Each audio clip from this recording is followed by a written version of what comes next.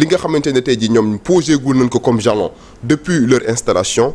Donc mën nañoo jàpp ne par exemple bu leen accompagner ils auront la possibilité de faire bouger les lignes. C'est important donc laataa ñuy ñëw ci appréciation de fond bi concernant le discours qui a été bi nga xamante ni def na ko démb ci assemblée nationale bi damay jàll ci Bachir Fofana donc sur la forme hier le PM donc def na li nga xamante ni moom mooy DPGM donc.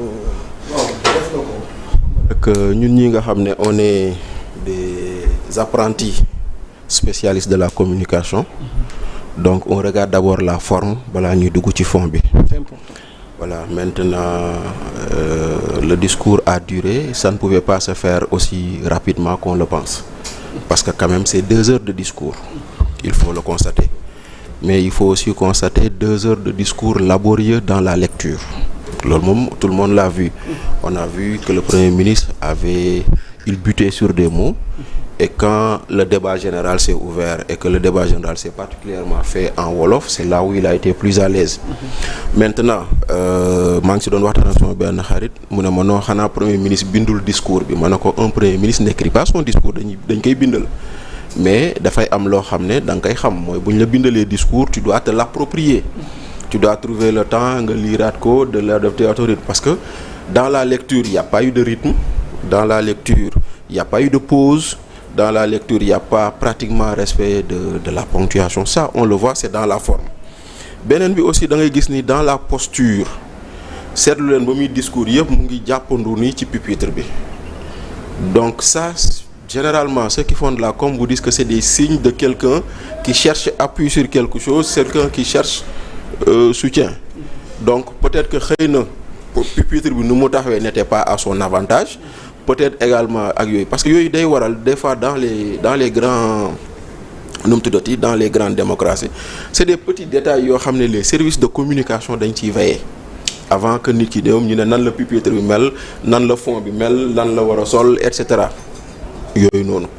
Voilà, maintenant on a vu que également dans la forme le Premier ministre est resté dans ce que tous les anciens premiers ministres ont fait après chaque alternance.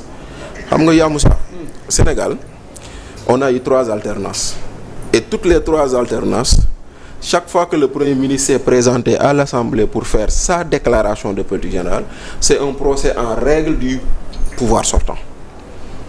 Ñun ñu fekkee déclaration Moustapha Niasse en 2000 mais Moustapha Niasse à la limite c'est comme s'il avait dit aux socialistes ay sàcc ngeen ñi fekkee la déclaration de politique générale de Abdoul Mbaye c'était un procès en règle du pouvoir de Wade. Donc Ousmane Sonko n'échappe pas à cette tradition de devoir faire le procès du gouvernement sortant après qu'on soit installé Premier ministre dans la première alternance. Donc ça, c'est des considérations de fond. Maintenant, on a vu également qu'il a été beaucoup plus à l'aise dans le débat général.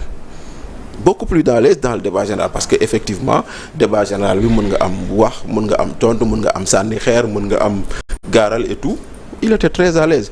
Donc de façon générale comme le dit monsieur Mbaye là où peut-être je suis pas d'accord avec lui c'est que bon pour moi la constitution donne un impératif. Le premier ministre fait waxul va faire waxul doit faire donc le fait là ça a un caractère impératif. Et que c'est que normalement waruñoo xaar ay assemblée nationale règlement intérieur et cetera. Encore une fois lu may wax toujours quand les lois sont muettes il faut regarder les usages quand les usages ne sont pas là il faut regarder la jurisprudence alors qu'il y a de la jurisprudence il y a des usages qui pourraient permettre qu'on fasse la DPG. Maintenant qu'on l'a fait ça nous permet d'avoir au moins une idée claire de ce que le gouvernement veut faire. On va y revenir dans le détail mais pour l'instant loolu laa mënoon wax en guise d'introduction. C'est important donc Amadou Diouf dabe na ci jotaay waxtaan wi ñu bàyyi ko mu nuyoo mu dikk ci li nga xamante ni mooy interrogation bi par rapport à la réussite de la déclaration de politique générale de Ousmane Sonko. waaw jërëjëf yaa Moussa maa ngi lay nuyu di la gërëm di la sant di nuyu Bachir di nuyu donc Serigne Mboup ak Thiam. Donc di nuyu itam ñi nga xam ne ñoom ñoo ñuy seetaan waaw déclaration de politique générale ni ñu ko waxee woon keroog en fait c'est un show d'abord. Le Premier ministre était venu il a fait sa déclaration de politique générale c'est-à-dire dégager les grands axes donc de la politique du gouvernement. Pour l'instant, il y a eu des annonces qui ont été faites dans différents domaines, mais li ñu mën a jàpp rek mooy pour l'instant c'est un catalogue de vœux pieux pour l'instant, en attendant qu'on le juge sur pièce, au pied du mur, comme le maçon. Donc du coup ñu ngi xaar réalisation yooyu parce que def na ay annonces yoo xam ne c'est des annonces très ambitieuses danañ ci ñëwaat dans le fond. Donc ci bi au cours du débat certainement. Mais damay wax rek de déjà moom ci boppam am na ay annonces yu mu def annonces yooyu mu def est-ce que dina ko réaliser est-ce que mën na ko réaliser est-ce que Sénégal attan na ko loolu yëpp bu ñu duggee dans le fond du débat on va le décortiquer pour jéem a xam exactement de quoi ça retourne waaye li ñu mën a jàpp rek mooy mënuñu ne d'emblée il a réussi sa déclaration ou il n'a pas réussi sa déclaration parce que l'affaire c'est pas une question de mots, c'est dans les faits. du wax na wala na mu waxee neex na wala na mu waxee jaadu na c'est pas ça le plus essentiel. Le plus essentiel mooy moom ci boppam li nga xam ne wax na ko Sénégalais yi dig na ko Sénégalais yi est-ce que dina ko mën a réaliser est-ce que Sénégal attan na ko foofu lañ koy xaar réellement mais pas simplement dans le verbe quoi wax bi rek dafa doyul dañuy xaar dans l'action parce que boo seetloo budget Sénégal ñu ngi koy utiliser pendant presque 9 mois te amuloo nu mu tëddee on n'a pas voté la loi de finances.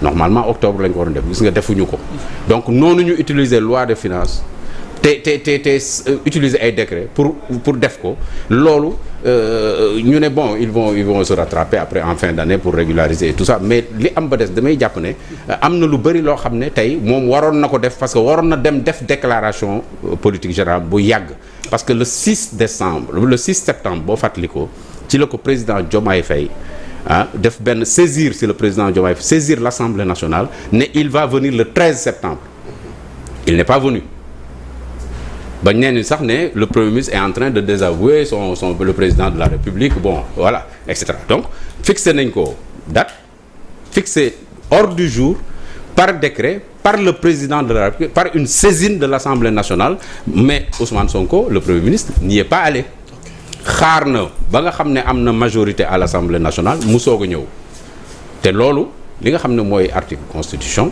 waxu ko règlement intérieur waxul loolu notamment l'article 97 waxul loolu li mu wax dafa ne le Premier ministre fait sa déclaration de politique générale comme ni ko Bachir rappelé ñëwul def ko xool na période bi ko arrangé mu ñëw def ko le plus essentiel sax du loolu parce que loolu ba tey loolu yëpp peut-être on peut en rediscuter mais li ëpp solo et dama ciy dellu siwaat parce que bëgguma tarxi ci fond bi tout de suite mais li ma bëgg dama souligner woon loolu rek en passant mais li ma bëgg a wax rek mooy que moom ñu ngi koy xaar dans les actes aujourd'hui qui a toutes les manettes en main c'est à lui maintenant de jouer et que maintenant le discours simplement pour charmer le populisme pour ne pas le dire ainsi dafa doy xam nga lu am fi mu toll nii mooy nañu wax sénégalais yi def sénégalais yi gis lañu wax lañu diggee ñu def ko sénégalais yi gis ko looloo ëpp solo jërëjëf. C'est important donc ñu dig ci Pape Demba Thioune la déclaration de politique générale d'Ousmane Sonko